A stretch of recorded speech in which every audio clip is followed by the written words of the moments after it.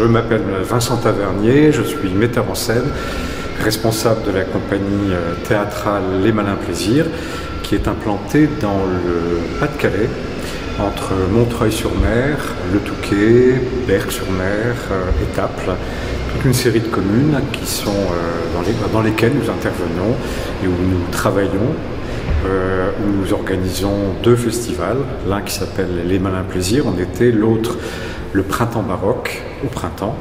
Et le travail de fond de la compagnie, c'est précisément le théâtre du XVIIe et du XVIIIe siècle, avec une prédilection nette pour Molière et une pointe pour la comédie-ballet.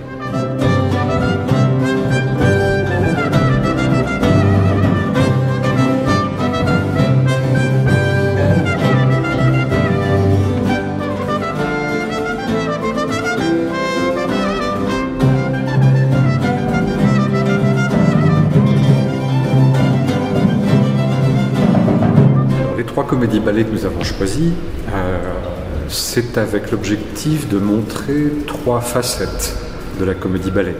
La comédie-ballet n'est pas un genre en tant que tel, disons que c'est une forme, et que cette forme, Molière l'a appliquée à des genres très différents. Il l'a appliquée à la grande comédie de caractère, et c'est ce que nous trouvons avec le Malade imaginaire. Il l'a appliquée à la farce, et c'est ce qu'on retrouve avec le Mariage forcé. Et enfin, il l'a appliqué à ce qu'on appelait la comédie galante, qui était plutôt les spectacles qui étaient réservés à la cour. Et c'est ce que nous, on va faire avec le Sicilien ou l'Amour peintre. Et puis la comédie-ballet, c'est pas forcément aussi, on pense toujours à une forme somptueuse et longue et lourde. Ce sont des formats très différents. Le Malade imaginaire est une grande forme. Molière l'a créé avec le maximum de faste quand il l'a lancé lors de sa création. Le Mariage forcé, au contraire, qui est la première collaboration entre Lully et Molière, est une forme assez ramassée. Elle a été créée dans les appartements privés de la reine, de la mère de Louis XIV. Donc avec un effectif de musiciens relativement réduit, je crois qu'ils étaient 12 à la création, et des décors assez simples.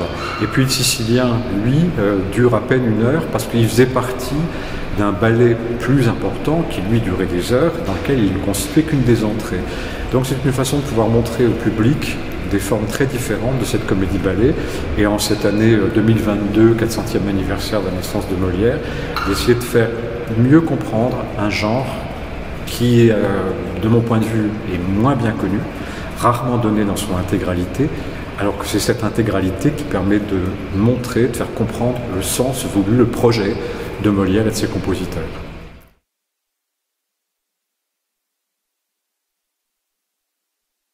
Eh bien, une comédie-ballet, c'est une histoire qui est racontée grâce ou avec les 3 arts que sont la danse, le chant et la musique, et le théâtre. Mais ça n'est pas une comédie musicale dans laquelle les mêmes interprètes pratiquent tous les arts. C'est plutôt une sorte de course de relais où chacun, tour à tour, vient, grâce à l'expression artistique qui est la sienne, reprendre le fil et poursuivre l'histoire ou la narration qui a été initiée. Ce qui est assez particulier, c'est qu'il y a en gros que Molière qui a fait ça. C'est vraiment un genre qu'il a porté, qui lui est propre, qu'il a développé beaucoup avec Beauchamp d'abord, son musicien et premier chorégraphe, puis ensuite avec Lully, et toujours Beauchamp d'ailleurs, et enfin avec Marc-Antoine Charpentier pour le Malade imaginaire. D'abord peut-être se dire qu'il n'y a pas de scission entre la musique, enfin la conception, musique, théâtre, danse. C'est ça qui fait à mon avis la force de l'ensemble, c'est que tout le projet de comédie-ballet est pensé globalement par Molière et par Lully en l'occurrence, ou Marc-Antoine Charpentier. Donc on retrouve l'esprit théâtral autant dans le chant que dans la partie théâtrale. Donc oui, par exemple dans le Mariage forcé, il y a des parties où réellement le dialogue s'instaure entre le comédien et le chanteur, et constitue un sketch en tant que tel, autant qu'un sketch théâtral pur. Il n'y a pas de différence fondamentale, il y a juste le fait que l'un est parlé, l'autre est plutôt chanté. Puis après, la musique instrumentale qui est, elle, consacrée beaucoup à la danse. Dans le mariage forcé, la danse tient une place très très importante. C'est une autre façon encore de raconter ou de traduire l'histoire. Quand Molière imagine avec le lit que des Égyptiens ou des Égyptiennes viennent sur le plateau raconter la bonne aventure à Sganarelle, c'est qu'il a déjà un schéma en tête que son musicien va reprendre et qui permet à Beauchamp, le chorégraphe, d'imaginer à son tour un sketch dont j'imagine qu'ils ont dû le réfléchir ensemble, puisque c'est très bien organisé, de telle sorte qu'il y ait d'abord la danse en tant que telle, où les personnages se présentent. En plus, à l'époque, c'était le roi lui-même qui avait dansé cette entrée des Égyptiens, et que immédiatement c'était suivi par un dialogue théâtral entre les comédiennes et Sganarelle, qui étaient elles aussi des Égyptiennes, qui lui disaient la bonne aventure.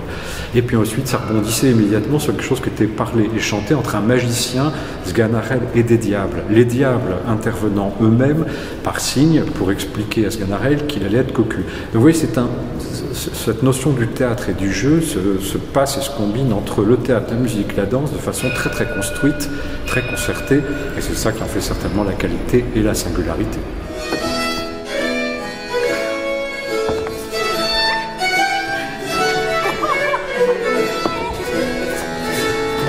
Alors oui, c'est un spectacle total dans le sens où tout est mis à la disposition de la narration. On a parlé de la musique, du théâtre, de la danse. Il faudrait y rajouter bien sûr tout l'aspect visuel, les costumes, les décors, les lumières. Tout est mis au service de ce divertissement, de cet art, mais avec l'idée fondamentale que tous ces éléments sont réunis pour produire une harmonie et dégagent une forme d'optimisme, une vision de l'art qui serait que les arts réunis ont un vrai effet bénéfique sur le spectateur, qu'il l'épate, il le porte, il l'harmonise. C'est une dimension bénéfique, une dimension optimiste à laquelle, en tout cas personnellement, je suis très sensible. C'est toujours intéressé, c'est-à-dire qu'on sait qu'il est issu d'une famille, du côté de sa mère, qui était une famille de musiciens, d'instrumentistes. Certains appartenaient déjà aux orchestres, aux ensembles liés à la cour. Donc Molière ne s'est pas intéressé particulièrement, il a baigné dedans d'ailleurs comme je pense la plupart des gens baignaient à l'époque dans la danse, dans le chant et dans la musique. Et manifestement, il a été par goût tout naturellement porté à ça. On sait que déjà dans ses tournées en province, il était accompagné par certains musiciens comme Dassoucy, qu'il a participé à des ballets de cour comme le ballet des Incompatibles.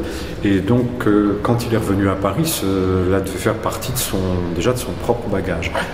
Après, je pense que son goût, les rencontres, surtout sa rencontre avec le roi, qui lui-même, évidemment, jeune roi à l'époque, défendait à fond cette notion, fait qu'il a pu avoir l'occasion de développer quelque chose qui était pour lui déjà très naturel.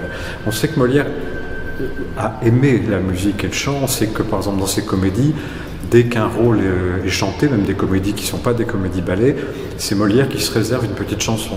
Molière, dans ses comédies-ballets, a souvent introduit des moments où lui-même discute ou dialogue, soit en chantant, soit en parlant avec les chanteurs et les comédiens. Rien ne l'y obligeait, donc ça prouve bien que lui avait pour ce travail de danse, de chant, de musique, une réelle prédilection. Mon ambition, c'est d'être le plus objectif possible par rapport au projet de Molière et de ses compositeurs ou de ses chorégraphes. Après, l'objectivité est une notion très délicate, puisque forcément notre regard n'est pas le même que celui des auteurs ou des compositeurs de l'époque, et que si nous voulons que le spectateur d'aujourd'hui éprouve un plaisir similaire au plaisir qu'a éprouvé le spectateur du XVIIe siècle, il ne faut surtout pas lui montrer ce que le spectateur du XVIIe siècle voyait, parce que notre regard a changé, notre sens du rythme a changé, notre connaissance, notre accumulation par exemple des musiques a changé. Donc il faut que nous arrivions presque à traduire, pour transmettre ce plaisir. Donc c'est moins une question de modernisation qu'une question de trouver le point le plus juste entre ce que dit l'œuvre et la manière dont on peut le montrer, le transmettre. Par là même, chaque œuvre aussi de Molière, chaque comédie-ballet en l'occurrence, a un propre langage, un propre univers. Celui du mariage forcé n'est pas du tout celui du malade imaginaire.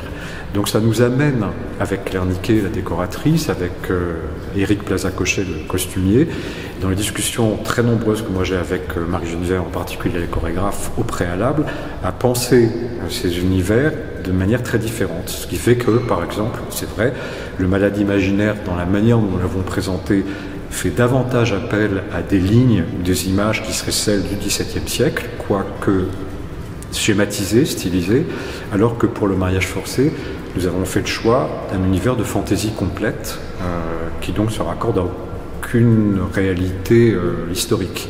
Là où le Sicilien, par contre, va plutôt dans une idée de comédie musicale des années 50.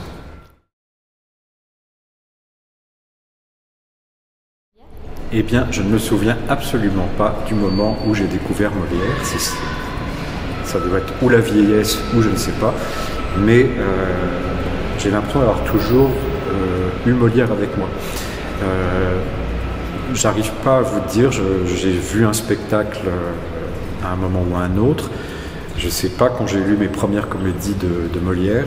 J'avais la chance d'avoir des parents qui sortaient, qui allaient au spectacle, qui donc certainement m'ont encouragé ou m'ont parlé de ça, m'ont montré des programmes, m'ont laissé traîner des affiches ou des livres.